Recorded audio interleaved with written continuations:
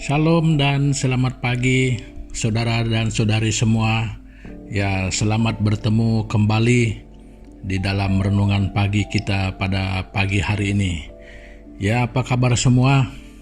Ya, kita mengharapkan supaya semua kita di dalam keadaan yang baik. Ya, walaupun kadang-kadang kita mendengar ada juga berita-berita yang kurang baik yang terjadi di mana-mana, ya, yang juga melibatkan saudara-saudari dan teman-teman kita yang kita kenal. Jadi kita berdoa supaya Tuhan tetap menyertai dan memberikan kekuatan kepada setiap individu, khususnya mereka yang terlibat, ya. Nah, jadi biar di dalam semua itu kita lebih melihat bahwa Tuhan itu lebih baik, Tuhan itu lebih kuat, dan kasih-Nya itu lebih besar daripada semua masalah yang kita hadapi dalam kehidupan kita setiap hari.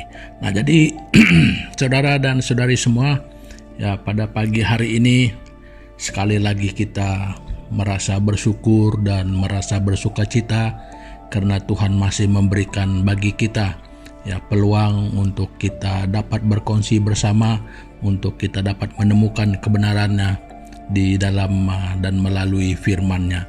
Jadi oleh itu saudara, sebelum kita berkongsi sedikit daripada kebenaran firman Tuhan pada pagi hari ini di dalam renungan kita pada pagi hari ini, jadi mari kita berdoa bersama-sama menghadap Tuhan kita.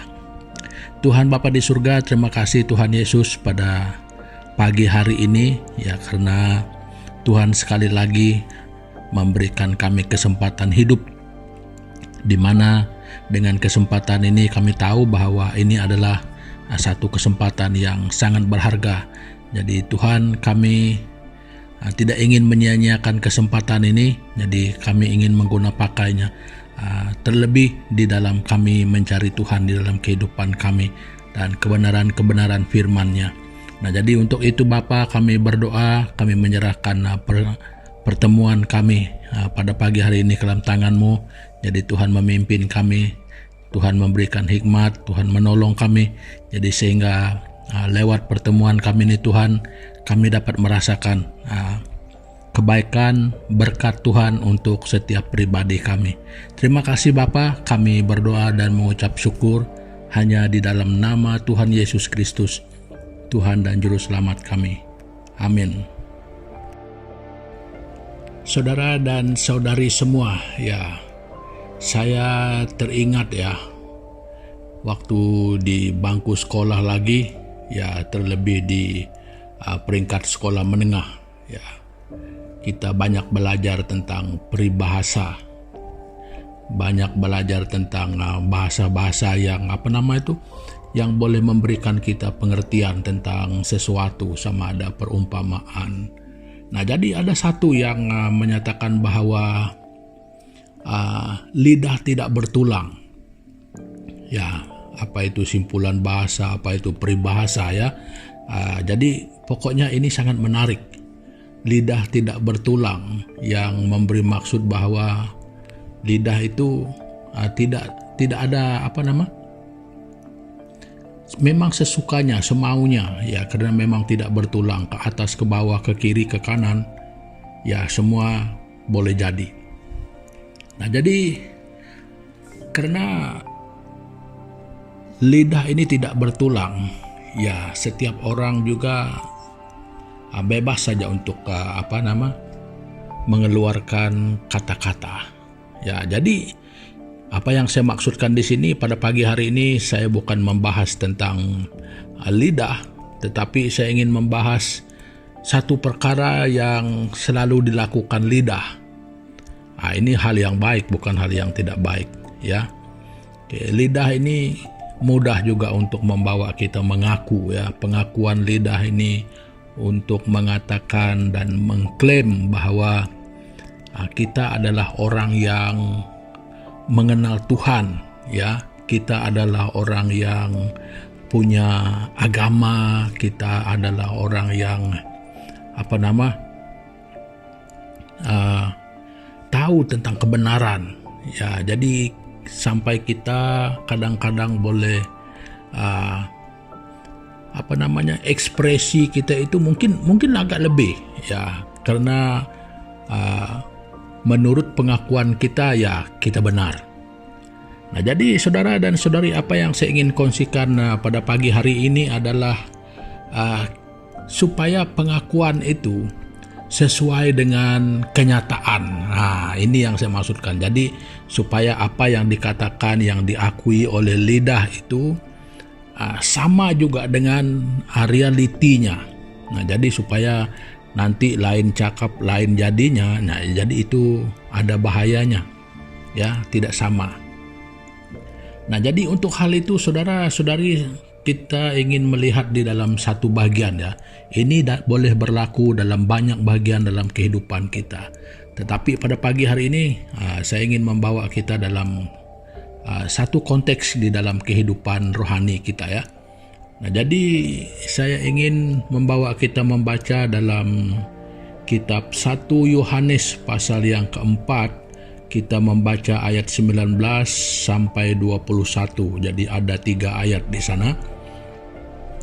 Jadi yang ke-19 berbunyi begini. Kita mengasihi karena Allah lebih dahulu mengasihi kita. Jikalau seorang berkata, "Aku mengasihi Allah," dan ia membenci saudaranya, maka ia adalah pendusta. Karena barang siapa tidak mengasihi saudaranya yang dilihatnya, tidak mungkin mengasihi Allah yang tidak dilihatnya. Dan perintah ini kita terima dari Dia, barang siapa mengasihi Allah, ia harus juga mengasihi saudaranya. Nah, ini saudara, adalah satu bagian di dalam kehidupan rohani kita.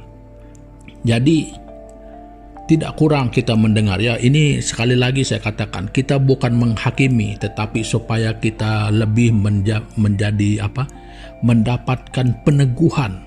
Jadi supaya pengakuan kita itu benar-benar seperti mana yang lidah kita katakan bahwa kita mengasihi Tuhan. Jadi supaya sungguh melalui kenyataan hidup kita juga kita benar-benar mengasihi Tuhan, ya. Jadi firman Tuhan di sini jelas berkata, barang siapa mengasihi Tuhan tetapi tidak mengasihi saudara dan saudarinya, ya, itu dusta. Nah, jadi saudara dan saudari semua, ini yang saya katakan tadi itu, ya, bahwa lidah ini tidak bertulang. Nah, jadi kadang-kadang hal ini saya tidak tahu sama ada ini berlaku sadar atau tidak sadar, ya. Tetapi ini perlu kita awasi, ya. Perlu kita hati-hati dengan perkara ini. Bagaimana mungkin kita mengasihi Allah yang tidak kelihatan, padahal yang memang kelihatan ini kita tidak mengasihi. Nah, jadi karena Allah sendiri adalah kasih, makanya Dia memberikan perintah untuk kita supaya saling mengasihi. Nah, jadi kalau perintah itu saja kita tidak mau terima, jadi mana mungkin kita menerima Dia yang punya perintah, ya kan? Nah, jadi ini banyak kita dengar, ya, ini banyak berlaku di sana sini. Kita kadang-kadang ada orang, ya, yang sampai dengan suara ataupun dengan nada yang agak tinggi mengatakan bahwa dia benar di hadapan Tuhan, ya, tetapi dalam masa yang sama juga tindakan itu tidak menunjukkan yang adanya Tuhan di dalam dia. Nah, jadi ini saudara dan saudari semua, satu fenomena di dalam kehidupan rohani, ya, seperti yang saya katakan, ya, saya tidak tahu sama ada ini berlaku di dalam keadaan sadar atau tidak sadar seseorang itu, ya, ini perlu diberi perhatian. Ya, kadang-kadang kita mengatakan, ya, Allah yang benar, Allah yang hanya satu-satunya. Jadi saya mengasihi Allah, saya percaya, ya, tetapi melalui kehidupan kita, Allah yang mengasihi semua orang, yuk kenapa kita sampai membenci? Ya, bahkan lebih dari membenci, kadang-kadang kita sampai tindakan itu, ya, lebih jahat daripada yang sepatutnya jahat. Ya. Jadi saudara dan saudari semua,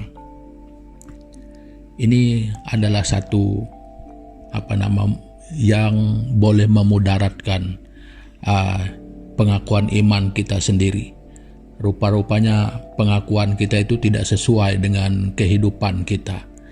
Jadi ya benar juga kata firman Tuhan yang mengatakan bahwa lidah itu juga kita pakai untuk mengaku, mengenal Tuhan, memuji Tuhan.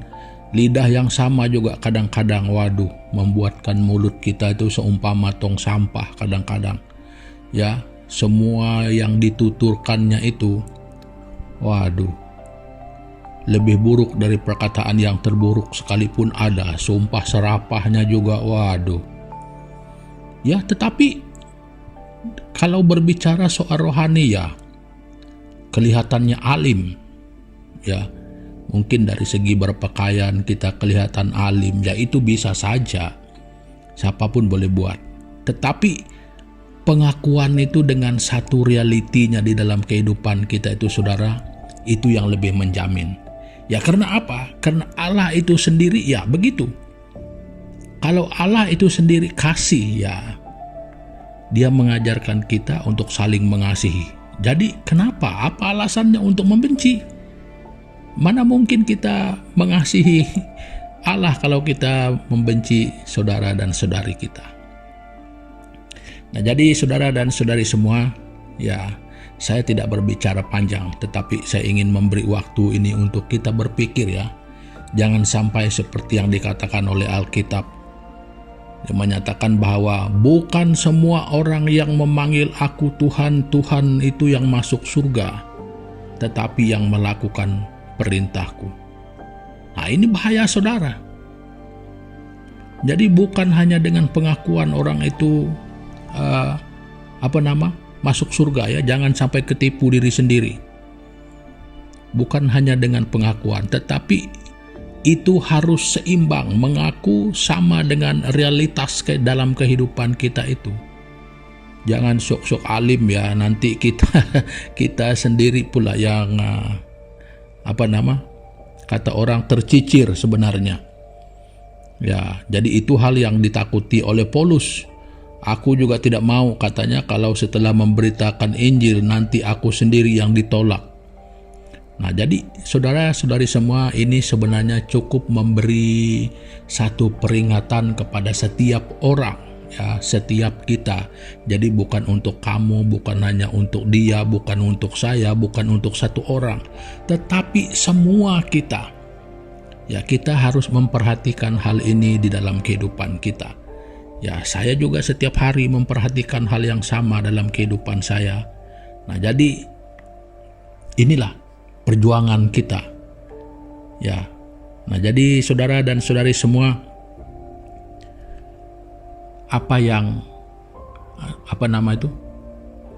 kalau hubungan kita baik dengan Tuhan, makanya hubungan kita juga baik dengan sesama kita. Nah, bahwa ini berarti reality itu mencerminkan yang tidak kelihatan itu. Ya, yang kelihatan mencerminkan yang tidak kelihatan. Ya, bagaimana yang kelihatan ini, begitu juga yang tidak nampak itu. Ya, reality pada iman kita. Ya, jadi kalau iman itu tidak terlihat, tetapi iman itu ada buah. Nah, itu yang nampak.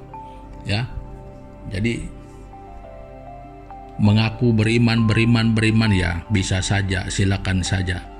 Tetapi buah iman itu, ya, itu yang perlu kita perhatikan.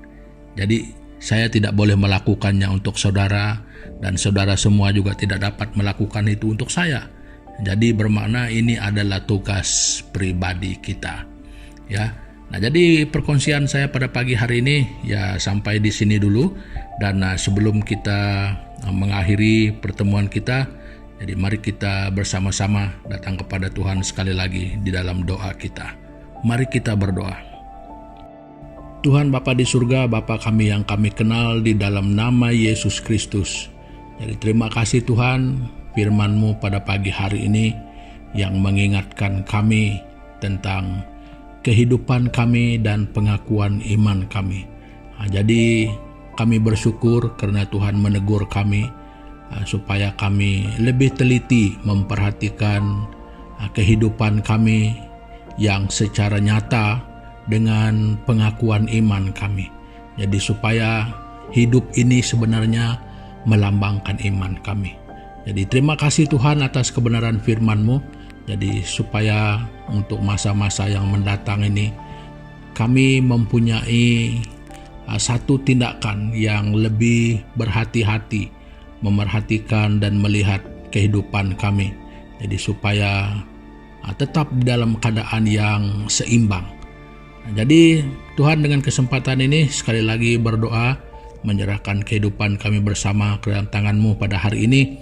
Kiranya pertolongan Tuhan dan pimpinan Tuhan terus menyertai kami, ya, sehingga kehidupan kami dapat memuliakan nama Tuhan. Terima kasih Bapa. Kami berdoa mengucap syukur hanya di dalam nama Tuhan Yesus Kristus, Tuhan dan Juru Selamat kami. Amin. Nah, saudara dan saudari semua, pertemuan kita untuk pagi hari ini sampai di sini dulu. Dan sampai kita jumpa lagi pada kesempatan yang mendatang. Sekian, terima kasih. Tuhan Yesus memberkati. Haleluya.